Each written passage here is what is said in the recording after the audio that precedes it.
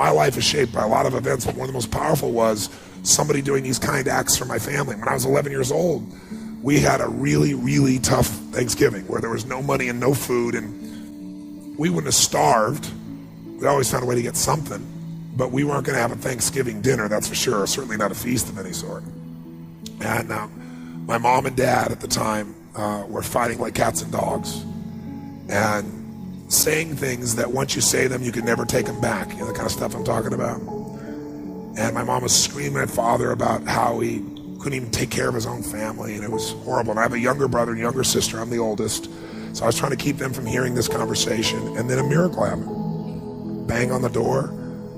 I'm the oldest, they're screaming, so I go answer the door. And I answer the door, and standing there is this giant man. I was this little boy, and he's holding this huge box of food. And beside him on the ground was a black pot with an uncooked turkey in it. And he said, "Is your father home?" And I said, "Just one moment." I was like unbelievably euphoric. I thought, this is a gift from God. This is going to change it all. This is going to make my mom and dad happy. It's going to be unbelievable. So I go, my father is screaming at my mother through a closed door to the bedroom door. And I said, Dad, there's a guy at the door. And he goes, "You answer the door." I said, "I did. He's got to see you." So I kind of teased. I said, "Dad, you got to come." So he said, "Fine." He made one last yell at her, and he walks to the door. And I'm waiting there, just can't waiting to see his face. And my dad opens the door, and this man's standing there with this big box of food. And my father did not get happy. He looked at this man, and he raised his voice to him, and he said, "Look, we don't take charity." And then he took the door to slam it in the man's face. But the man was a good-sized man. He put his foot there and smacked his foot and bounced back over. He said, Sir, this is not charity. Everybody has tough times. Somebody knows you're having a tough time, and they want you to have a magical Thanksgiving. I'm just the delivery guy." He said, "Please take this." And my father said, "We don't take charity." He went to slam it again, and this time the guy put his shoulder against it so he couldn't do it. And then my father's staring at him. It's like these two males starting to get in this intense mode, and one's just trying to give a gift, and I'm freaking. And then the guy said something that I'll never forget, and in the moments I wished he hadn't said, but he found a way to force my father. He's holding this thing, and he looked at me, and then he looked at my dad, and he said, "Don't make your family suffer because of your ego." Now my dad's level of energy increased, but he was also trapped. You get it? So he took the food, slammed it on our table, and slammed the door in the man's face, and never even thanked him. I decided that day that what this means is that strangers care. And if strangers care about me and my family, I decided what I was going to do is I was going to care about strangers. And that completely changed my life. I promised myself someday I'd do well enough to do this for other families like it was done for me. And I didn't wait till I was, wealthy to do it. I did my first one when I was 17. I remembered I was 17, I had my own car, I had some money, and I decided to go on the greatest shopping spree of my life at that point. I decided I was going to go shop for 2 families for Thanksgiving, and I was going to go do for families what was done for me so many years before. It was the most euphoric experience. I took 2 baskets, I went to the manager of the place, and I told him what I was going to do, and I said, "I want you to give me a discount, you be my partner." Gave me 10%, cheap bastard. Right? But it was so cool. I got 2 of everything, right? Because I wanted to get enough food for a family for 2 or 3 days and have an unbelievable feast. Then I called this church in the barrio area, and I said, "Listen, I want to go take care of some families that are too proud to come to the church and get food, so they might suffer. Can you recommend some families?" They gave me 2 families. So then I wrote a note, because I thought, you know what? I'm going to put on old jeans and a t-shirt, and I'm going to deliver this. I'm not going to get the acknowledgement, but I do want to see their faces, right? So all goes the delivery boy, which is easy. I look like one. But I wrote this note, and I don't want him to get upset like my father did. So I wrote this note, and I said, "This is a gift from a friend. Please know that you're loved. I want you to have an extraordinary Thanksgiving. You deserve it. Please accept this gift."